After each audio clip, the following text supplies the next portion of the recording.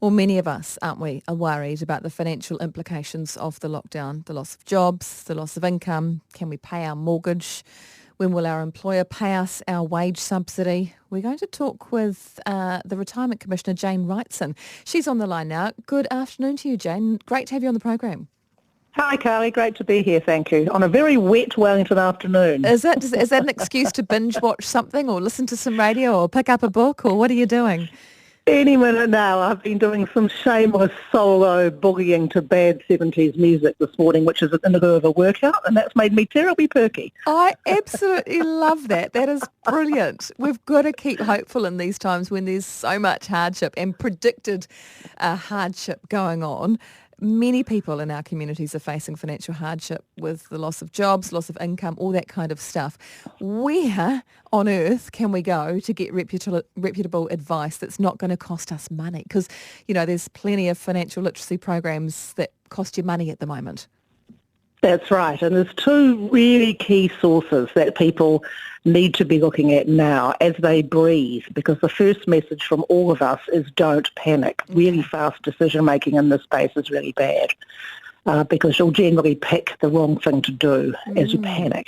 So breathe first and then go to sorted.org.nz, which is a free government website which gives lots of tips and tools and tricks about how to manage your money. And you can email us, and there's cool little tools on there to play with budgets and that kind of stuff. So that's a very good thing to do when you're shut in at home. If you're getting really deep in the doo-doo, then the Money Talks helpline is also incredibly useful. That too is government funded, and that gives you access to expert mentors via phone, text, live chat and email. Oh, so these two places are the places you need to start as you breathe deeply. Yeah. Look, I have to say, when we've watched our Minister of Finance, Grant Robertson, deliver the news each and every day this week of what financial packages are available and what extensions there are and all that kind of thing, he's obviously taken a breath because he's remaining calm, so he's role modelling quite well. Oh, look, if the Minister of Finance panics, yes. I don't know what happens. That is true. But that's also one of the things. So as people panic about what's happening to their KiwiSaver and all that kind of stuff, they're not kind of factoring in the additional effort the government has made over the last week. These packages that are being offered are unprecedented, as is the situation we're in. So it's really important just to sit there and go through a bit of a checklist and find out what financial help is available first. There's a little kind of 7 tips on our sorted website now. And the first one is, in bureaucratic language, avoid decisions based on fear. You know, it's code for don't panic. Yeah, absolutely. And the second one is find out what financial help is available, because do all that first before you start doing anything rash, like changing your KiwiSaver or trying to get it out. Okay, so that would be considered something rash, is it, to look at your KiwiSaver right now? And goodness, if you look at it right now, it's not a good week. It's not been a good 10 days. And, if you don't have to look at it, don't look at it, because it's going to make you unhappy, you know.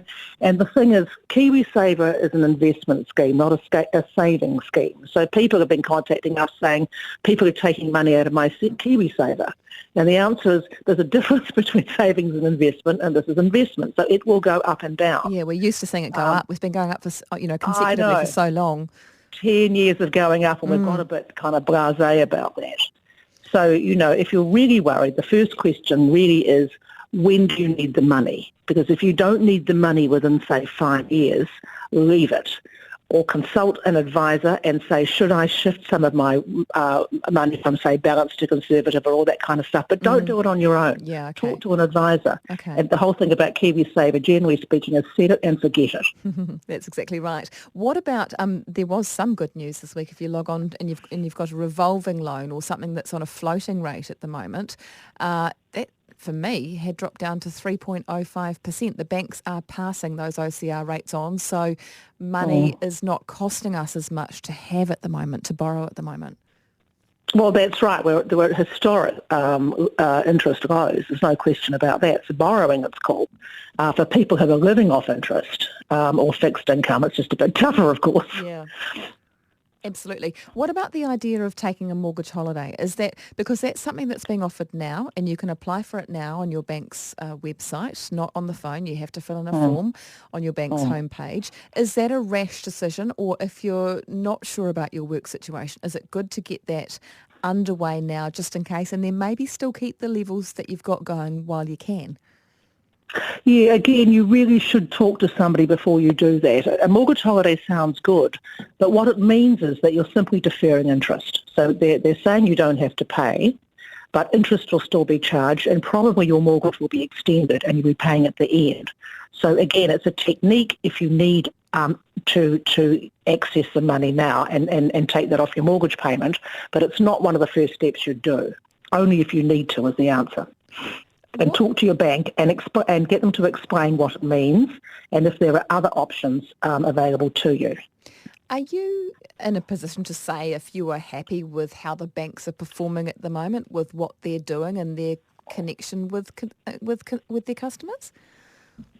I think they're doing as well as they can. I mean, let's face it, NZ Inc. Is moving at particular and unusual speed in the last week, and everybody I know in every sector has been scrambling because none of us have worked in this kind of environment before.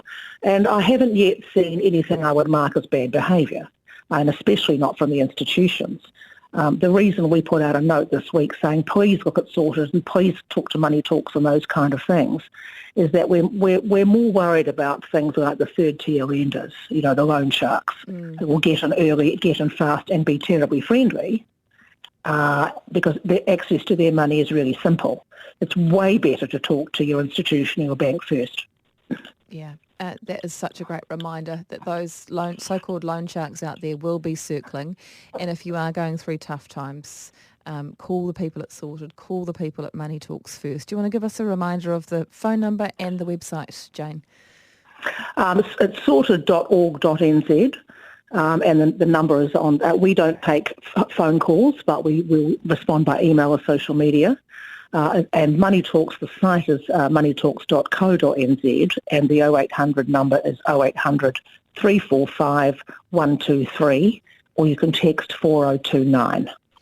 Fantastic. Busy times for you at the Retirement Commission? I mean, well, we're adjusting like times. Everybody else, yeah. Yes. We're very lucky in that we're a relatively small organisation, so our move to remote working was a lot more simple than the very large organisations who are having a bit more of a trouble. So we're all merrily Microsoft Teamsing and Zooming at the moment, and there are many projects for us to continue as we wait to see what happens next. Yeah, absolutely. Will you continue to bring those positive vibes and dance away to that terrible 70s music? You've given us inspiration for the day to pick up our spirits and get some exercise in at the same time. Thanks, Jane. Thanks, Carly. Great to chat. That's Jane Wrightson, the Retirement Commissioner there with some good advice.